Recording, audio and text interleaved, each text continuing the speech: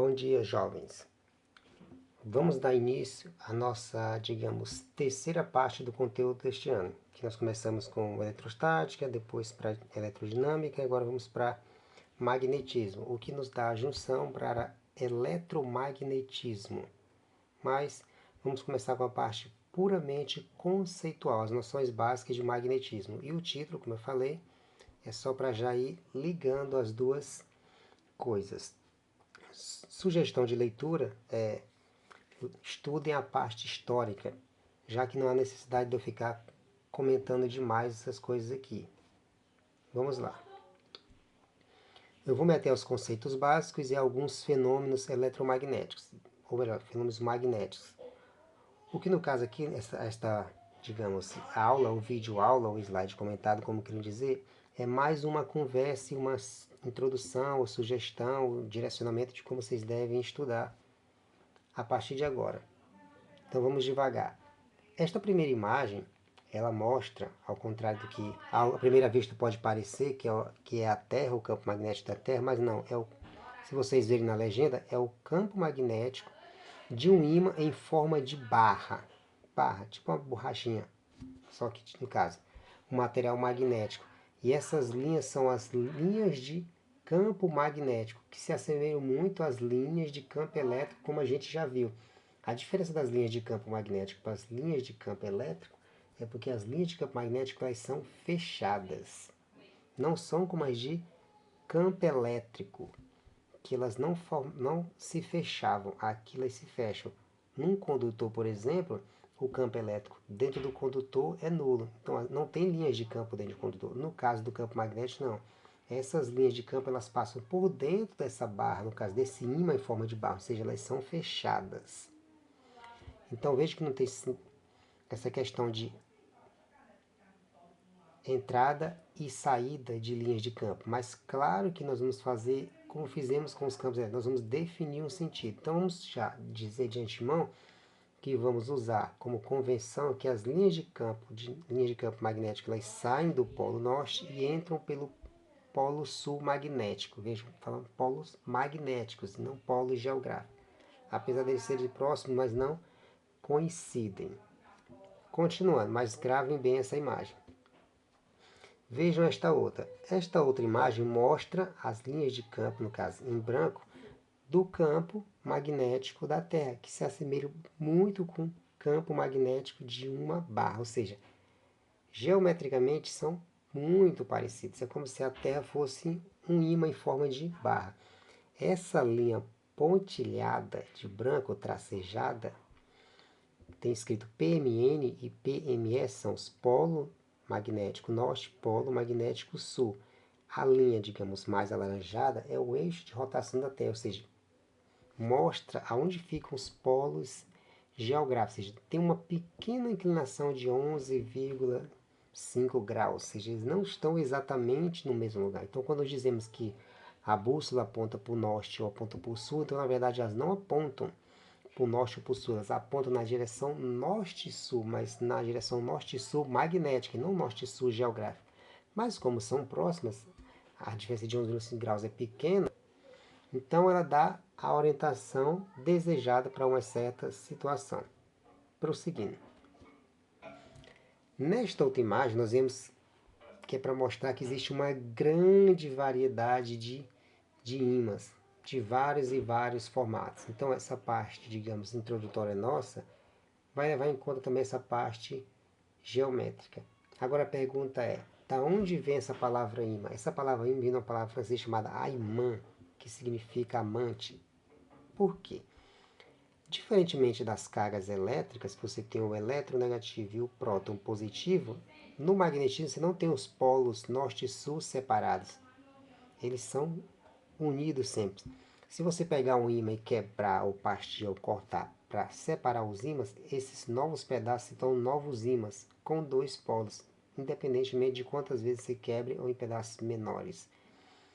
Outro detalhe, do mesmo modo que fizemos aquela linha de raciocínio para a eletricidade, que começou lá na Grécia, digamos, os primeiros relatos históricos daquela resina que chama-se âmbar, que em grego é elétron, que deu origem à eletricidade, porque elétron surge elétron, que vem eletricidade por seguinte. Do mesmo modo que o magnetismo. Lá na Grécia, primeiros relatos, apesar de que supõe-se que os chineses já conheciam antes, mas, independente disso, vocês podem ler e tirar as próprias conclusões. Mas, enfim, vamos focar na parte, digamos, mais importante. A palavra magnetismo, ou magnético, ou outras palavras derivadas. Seguindo a mesma linha de raciocínio da eletricidade, essa palavra magnetismo é porque os primeiros relatos são de uma cidade chamada Magnésia, que esse minério foi chamado de magnetita, e daí foi surgindo a palavra magnetismo, magnético e outras palavras derivadas, seguindo a mesma linha de raciocínio da eletricidade.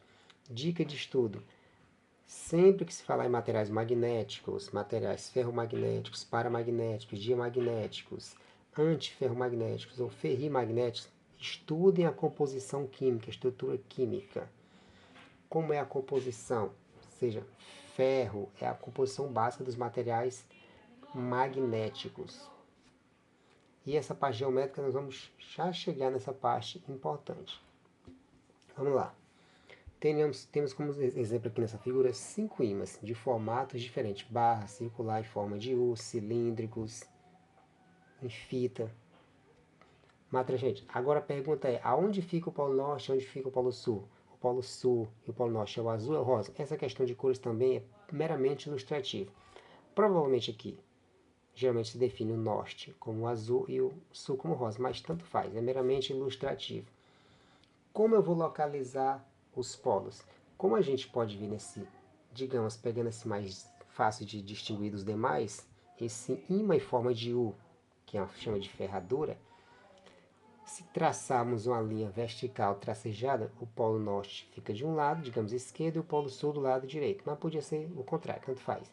Já se ele tiver um formato circular, veja que a gente não faz esse corte no meio, se ele for circular, tipo um anel. O corte é como se fizesse de um disco dois discos, porque a gente corta mais no meio, mas o meio não passando pelo círculo, transversalmente. Já no cilíndrico a gente corta semelhante como se cortou a ferradura. Do de barra não, corta como se fosse a barra em duas. Então vejam que para identificar os ímãs na sua polaridade, polo norte e polo sul, depende da sua parte geométrica. Mas não precisa decorar isso. Quando você vê, você já visualmente identifica isso. Continuando. Um outro fenômeno magnético, que vocês podem até fazer em casa isso, é seguindo a mesma linha de raciocínio da eletricidade. Sempre estou recorrendo a isso para fixar melhor e entender. Na eletricidade existiam os processos de eletrização por atrito, por contato e por indução. Aí alguém poderia perguntar: como eu faço para magnetizar um objeto? Como aqui no caso uma agulha. Para quem não entendeu o que está ilustrado, você pega uma agulha qualquer, pega um ímã e você passa esse ímã na agulha, mas não é de acordo com a seta, mas você vai passar unicamente nessa direção. Você não faz ida e volta. Para quem está vendo, a seta aponta para a direita, então você passa para a direita, mas você não faz a volta. Você volta o ímã para o início e passa de novo para a direita, e vai repetindo isso.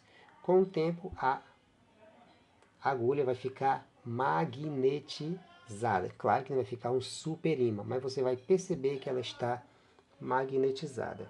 E existe maneira da gente testar isso. Com a gilete é mais fácil, porque se você fizer isso com a gilete para magnetizar utilizando o ímã, se você colocar a gilete numa bacia com água, você vai ver que a gilete ela vai girar e se orientar na direção norte-sul, como se fosse uma bússola.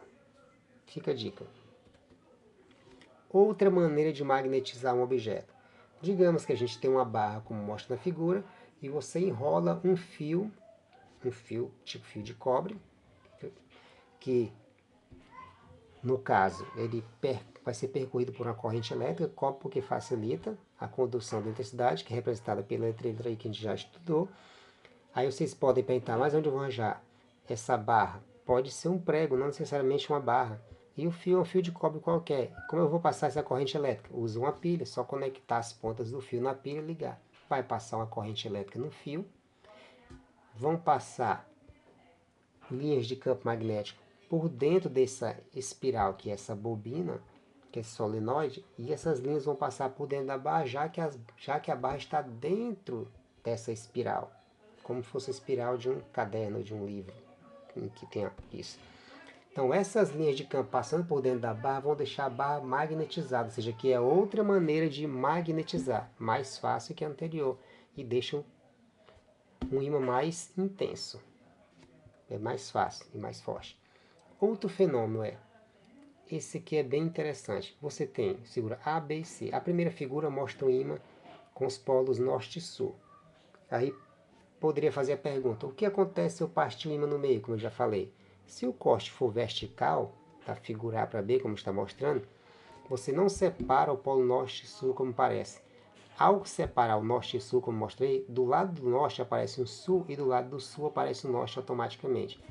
Vejam que eu não estou explicando, estou descrevendo, porque vocês poderiam perguntar, mas por quê? Ninguém sabe o porquê. A natureza é assim, mas eu estou descrevendo o que acontece. Isso acontece. Agora o porquê, poderia brincar como todo mundo, né? Só Deus sabe. Mas isso acontece. É fato. Digamos que você insista no processo e corta o ímã da figura B em mais 2 pedaços. De 2 agora você vai ter 4 pedaços. Veja que onde tinha o norte, novamente aparece um sul, e onde tinha um sul aparece o norte, e assim sucessivamente para os demais. Sempre você vai ter os polos norte e sul, eles são inseparáveis. Isso fazendo os cortes verticais. Se eu fizer o corte na horizontal, veja que onde tem o norte aparece outro norte, onde tem o sul aparece outro sul, porque você não consegue separar os polos. Vejam. Então, até o tipo de corte no ímã influencia em como vai ficar a polaridade dos pedaços desse ímã.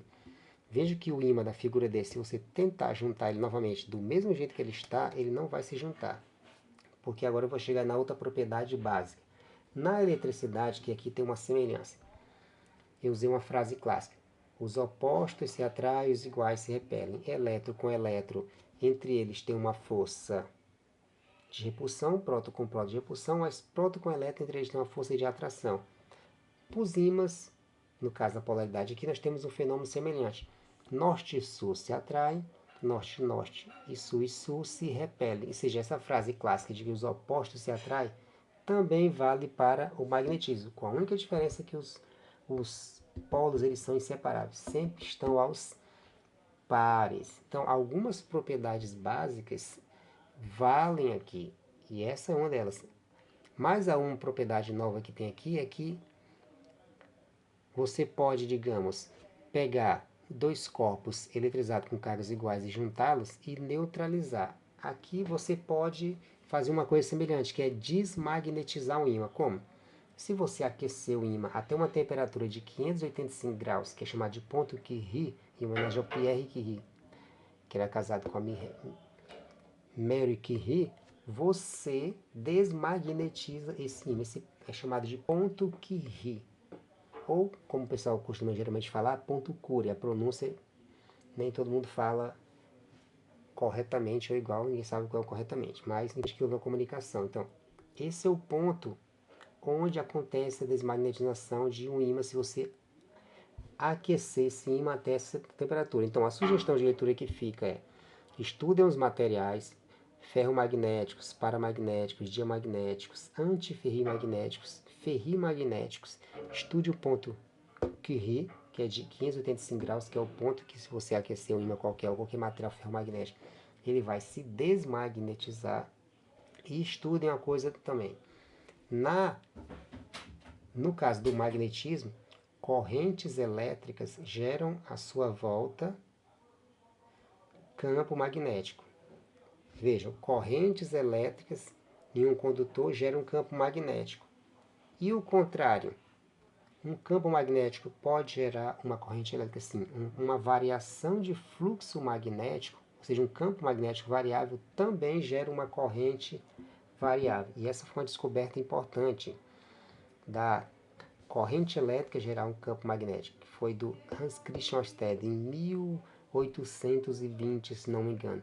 Então a dica de leitura também é essa: estuda esse fenômeno da corrente elétrica gerando campo magnético e de campos magnéticos variáveis gerando corrente elétrica.